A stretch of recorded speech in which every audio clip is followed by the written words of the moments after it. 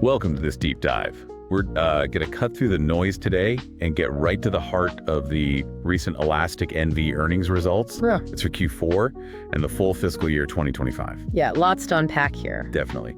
Our mission really is to sift through all the numbers, the commentary, and just pull out the most important bits for you. Help you understand what's actually driving the business now and, where it might be heading. Right, because there was a strong finish to the year, but also some interesting guidance. Exactly. We'll hit the key numbers, talk about the big themes like AI and consolidation, which came up a lot, look at partnerships, products, and then tackle that forward guidance. There's this tension between the momentum they're showing and how cautious they sound looking ahead. It's a good way to put it. So we'll start with the headline figures, the KPIs, for the quarter and the full year, then really dig into what management sees as the growth engine's Gen AI adoption and that consolidation trend. Perfect. Okay, let's dive in. Q4 FY25 snapshot. Total revenue came in at $388 million.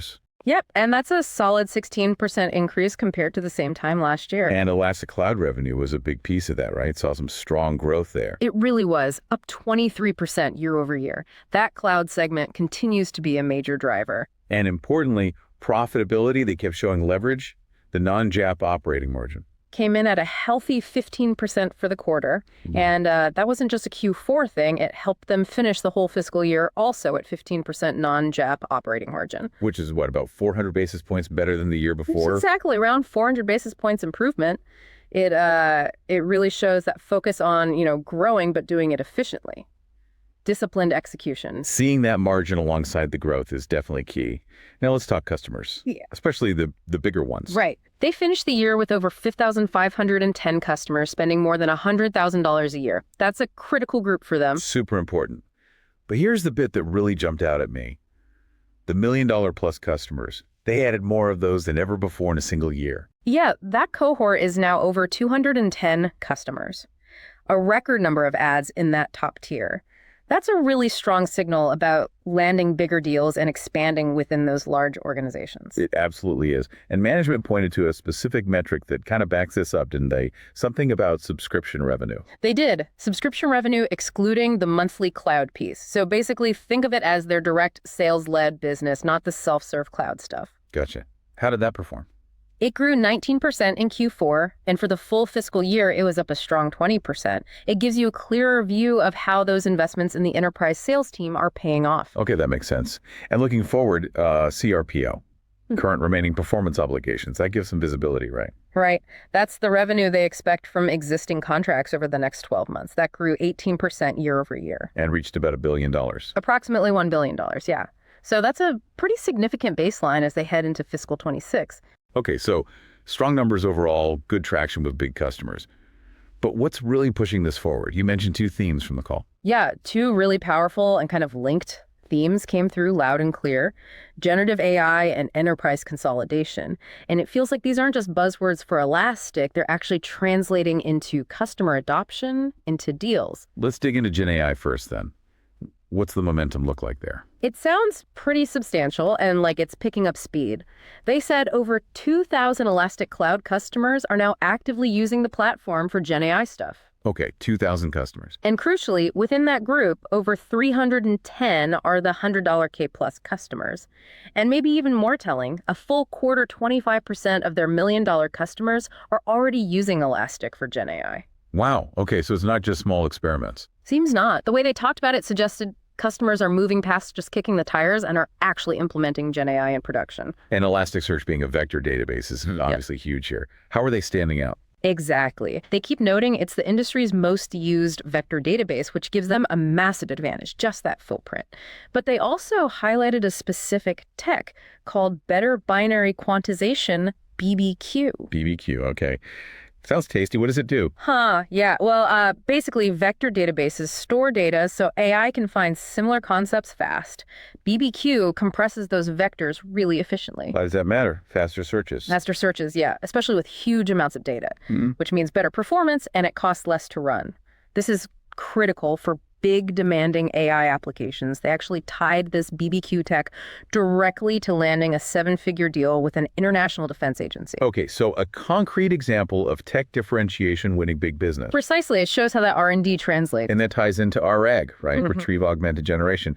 They seemed really bullish on that being a lasting trend. Yeah, they emphasized RAG quite a bit. It's essential because you can't just constantly retrain these huge language models on all your company's new data. RAG lets the AI pull in fresh, specific info from outside, like internal docs or logs, to give a better, more relevant answer. And Elasticsearch is good at that retrieval part. Exactly. It's built for indexing and searching massive, diverse data sets in real time.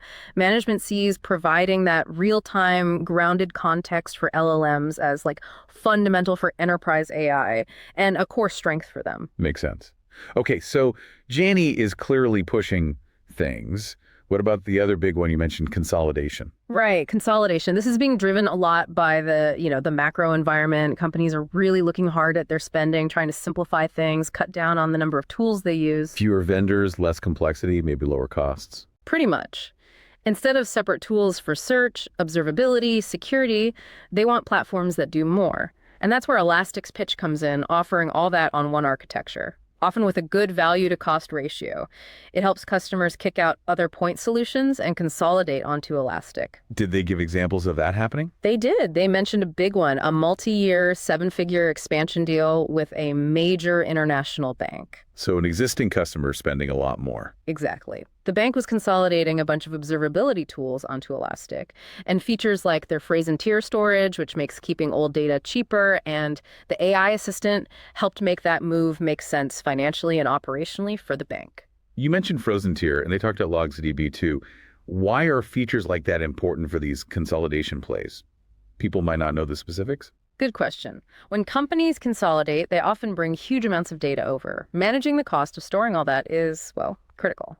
Frozen tier is for data you don't need instantly old logs. Security events lets you keep it super cheap, but still searchable if needed. Okay. And LogsDB is similarly aimed at making log management cheaper and more efficient. By offering these specific tools to handle data bloat and cost, Elastic makes it easier, more appealing for big companies to actually pull the trigger on consolidating massive amounts of data from other tools.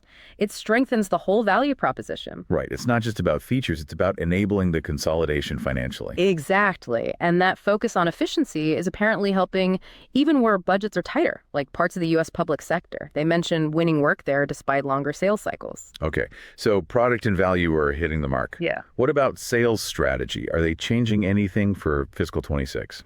Seems like mostly steady as she goes. Those sales segmentation changes they made at the start of fiscal 25, focusing more on enterprise, high potential mid-market, they said that clearly helped drive the growth in those $100 K plus and $1 plus customer groups we talked about. So no big shifts planned. Nope. Management said no major changes to that model for FY26. They'll keep hiring sales capacity, adding specialists like security sales folks, but the core strategy seems set to capitalize on those AI and consolidation trends. Okay. And connecting that to the bigger picture, partnerships seem pretty important too, both for sales and just market position. Huge.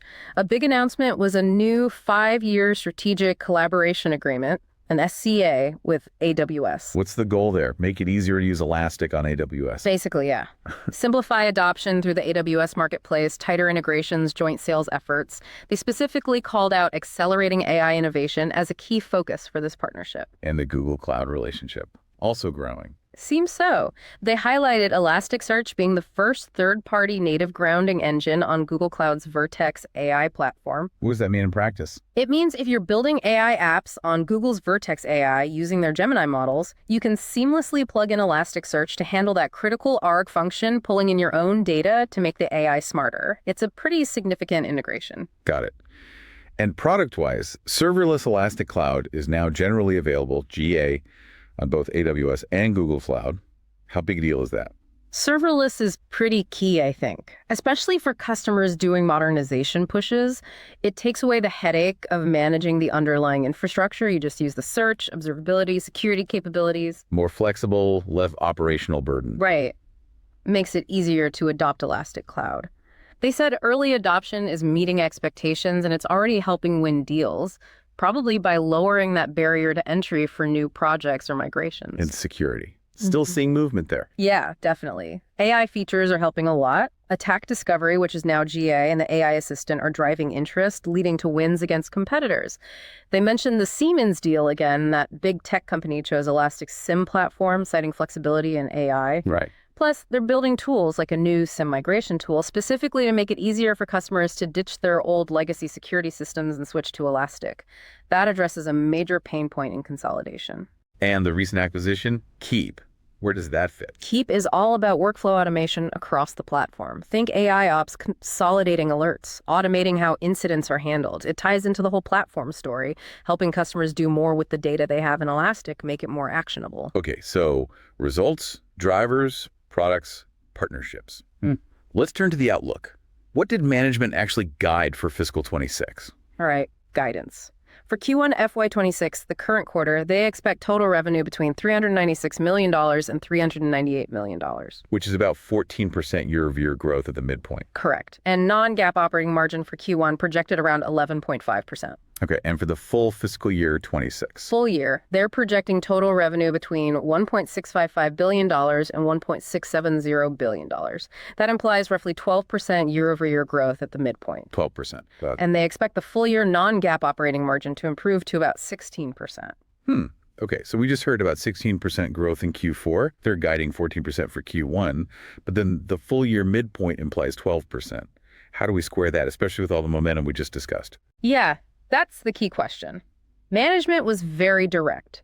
They called the guidance measured and prudent. Meaning cautious? Meaning cautious, yes. The main reason they cited is external macro uncertainty.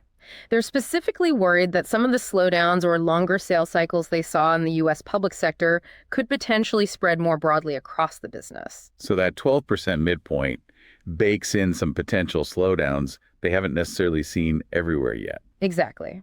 Especially the lower end of the range, they said it assumes potential consumption headwinds, maybe users pulling back spending a bit in the second half of the fiscal year, even though, they noted, they didn't see that kind of headwind happen in Q4. Interesting. So the new CFO is basically balancing the good stuff they are seeing demand pipeline with this worry about the broader economy. That's how it sounds. Seems like deliberate conservatism based on the external outlook, not necessarily because of anything going wrong internally in Q4. That's a really important distinction. Did they suggest there's upside potential to that guidance? Oh, yeah. They were clear there are multiple ways they could meet or even beat the top end of that guidance range, especially if the macro environment turns out better than their cautious model assumes. Like if consumption from AI and consolidation just keeps ramping faster than they've modeled. That would certainly be one path, yeah. Stronger growth from those drivers could definitely push them higher. And what about profitability and cash flow in that outlook? Importantly, they expect to keep the adjusted free cash flow margins strong. They hit 19% in fiscal 25, and they expect to sustain that level in fiscal 26. So continued focus on profitable growth even while investing. That's the message. Profitable growth at scale. All right, let's pivot just a bit now for our This Is Not Financial Advice segment. We've got this picture. Strong Q4, beat expectations, real momentum in Gen AI and consolidation, record ads of big customers, cool tech like BBQ, good partnerships. Right, lots of positive internal signals. But then the guidance for next year suggests growth slows down, and they call it prudent because of macro worries and potential headwinds they admit they haven't actually seen broadly yet. Exactly. Strong execution now versus a cautious forecast based on external what-ifs. Okay, so this is where we brainstorm a slightly wild, but maybe, just maybe, plausible trade idea. The whole tension here is, will those really strong trends, AI adoption, consolidation pressure, keep accelerating things faster than the macro headwinds they're modeling can slow them down? Yeah, that's the crux of it. The outrageous part is essentially betting that management is being too conservative, leaving too much room for macro issues that might not fully materialize or might be offset. Right. With a quarter of their biggest customers already using Elastic for Gen AI and people moving to production, could that AI revenue ramp up way faster than what's baked into a 12% growth forecast? It's possible. It could potentially push growth back towards the mid to high teens, even if there is some macro drag elsewhere in the business. That's the bet. And the plausible side is that there's specific tech advantages for vectors, their position in RAG, plus the real financial need for companies to consolidate in the week. maybe those forces are just really strong right now, strong enough to create an upside surprise later in the year. So the trade idea, just as a thought experiment based only on this call, would be something like positioning for an earnings beat and maybe a guidance raise later in FY26, betting that the AI and consolidation momentum wins out over the modeled caution. And we absolutely have to hammer this home. This is purely speculative brainstorming based on the call commentary. Absolutely, 100%. This is not financial advice. Investing carries significant risk. Always, always do your own detailed research. And talk to a qualified financial advisor before making any decisions. Seriously. Definitely. Okay, so to wrap up, Elastic had a strong end to fiscal 25. They're seeing real traction in Gen AI and consolidation, driven by their tech and sales execution. Partnerships look solid. New features like serverless and attack discovery are landing. But the outlook for FY26 is measured, reflecting that external macro uncertainty. So the big story heading into the new fiscal year is really that execution versus the forecast. Can those tailwinds keep building steam and maybe push growth beyond that guidance, especially if the macro picture brightens up even a little? That's the core question. How fast does Gen AI move from just being adopted to really accelerating the top line in a big way? It's definitely something to watch over the next year as they work towards being what management calls a generational company. Yeah, a fascinating setup indeed. Thanks everyone for tuning in to this deep dive. Appreciate you joining us. Remember, do your own homework. We'll catch you on the next one.